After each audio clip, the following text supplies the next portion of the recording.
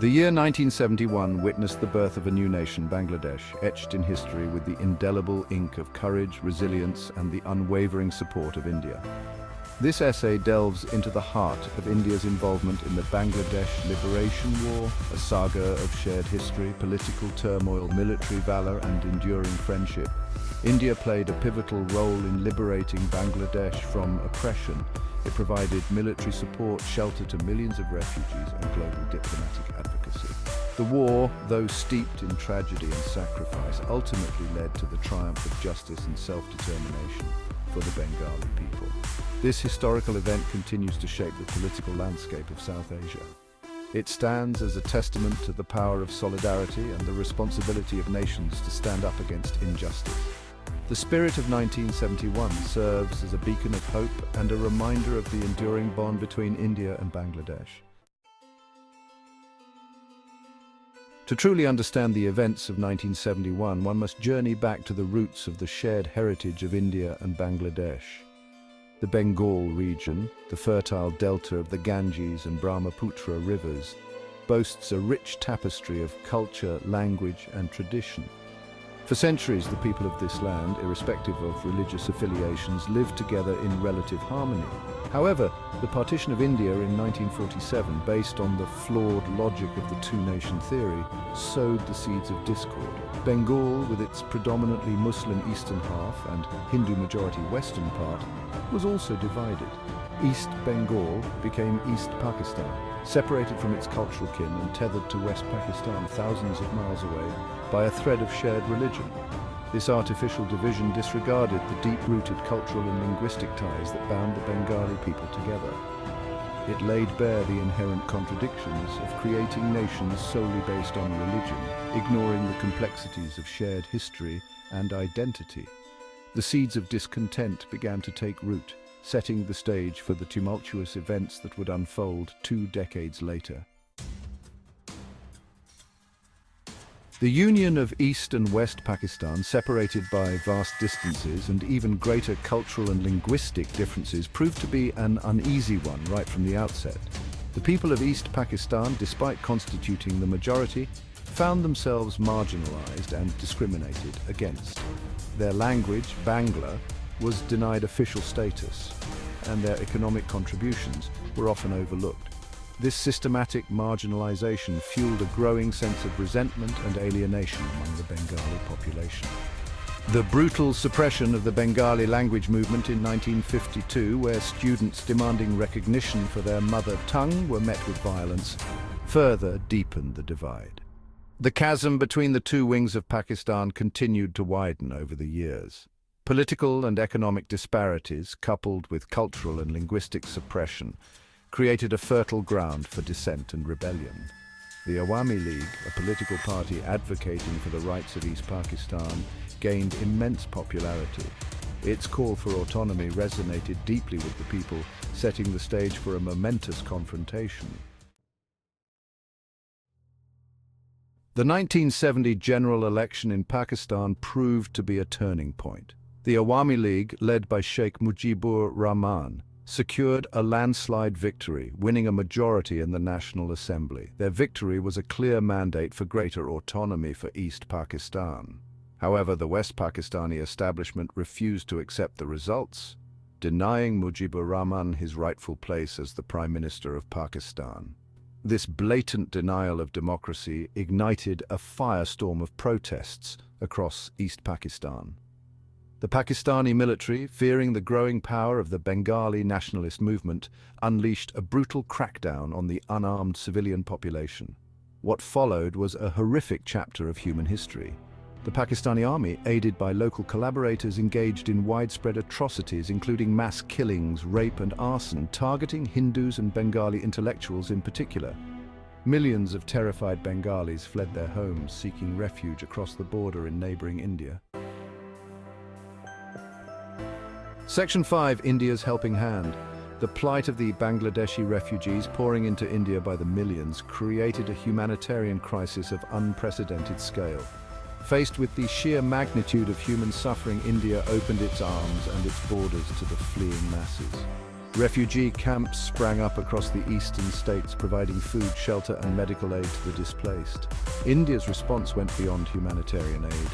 Prime Minister Indira Gandhi recognized the gravity of the situation.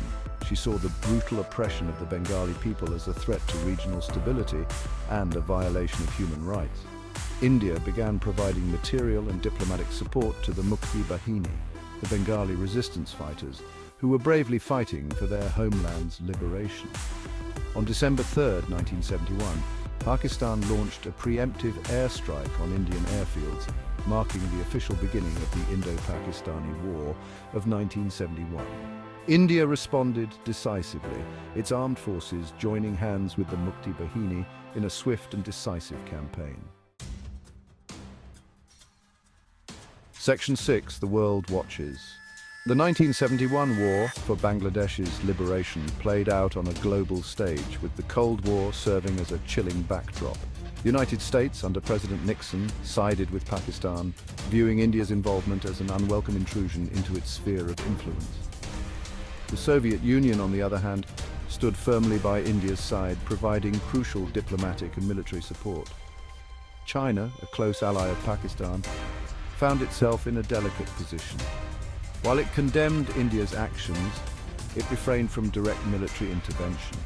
The global community, for the most part, remained silent spectators to the unfolding humanitarian crisis and the war that ensued. Despite facing international pressure and the threat of geopolitical ramifications, India remained resolute in its support for Bangladesh's liberation. The war lasted for a mere 13 days, culminating in a decisive victory for India and the birth of a new nation. Section 7. A New Dawn.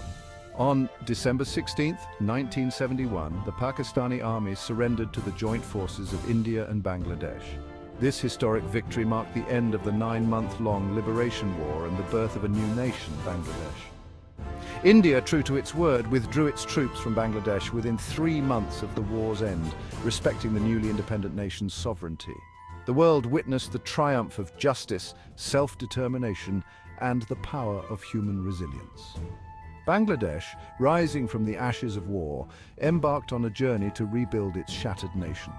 India stood by its side, providing economic assistance, technical expertise, and unwavering diplomatic support. The birth of Bangladesh was not merely a geographical redrawing of boundaries, but a testament to the enduring spirit of a people unwilling to be subjugated. It was a victory not just for Bangladesh, but for all those who believe in the principles of freedom, equality, and human dignity. Section 8. Rebuilding a nation. The task before Bangladesh was Herculean. The war had left the newly independent nation devastated. Infrastructure lay in ruins, the economy was in shambles, and the social fabric was torn apart. The scars of conflict ran deep, and the road to recovery promised to be long and arduous. India played a crucial role in helping Bangladesh rebuild its shattered nation. It provided financial aid, technical expertise, and humanitarian assistance to help Bangladesh get back on its feet. Indian doctors, engineers, and teachers worked alongside their Bangladeshi counterparts to rebuild hospitals, schools, and essential infrastructure. The shared cultural heritage and linguistic ties between the two nations facilitated a deep sense of understanding and empathy. This shared history allowed for smoother collaboration and knowledge transfer. The rebuilding process, though fraught with challenges, laid the foundation for a strong and enduring friendship between India and Bangladesh. Section 9. Enduring friendship. The relationship between India and Bangladesh has blossomed over the past 5 decades. From shared history and cultural ties to economic cooperation and strategic partnership, the two nations have forged a bond that goes beyond mere diplomatic pleasantries. Regular high-level visits, cultural exchanges, and people-to-people contact have further strengthened the ties. India has consistently been one of Bangladesh's largest trading partners, and the two countries have collaborated on various regional and international platforms. From combating terrorism to addressing climate change, India and Bangladesh have worked together to address common challenges. The land boundary agreement, signed in 2015, stands as a testament to the maturity and goodwill between the two countries. This landmark agreement resolved a long-standing border dispute, demonstrating a commitment to finding amicable solutions to complex issues. Section 10. Challenges and hope. Despite the strong foundation of friendship and cooperation, the relationship between India and Bangladesh is not without its challenges. Issues such as water sharing, trade imbalances, and border management continue to require careful navigation and dialogue. The rise of religious extremism and cross-border terrorism poses a threat to both nations.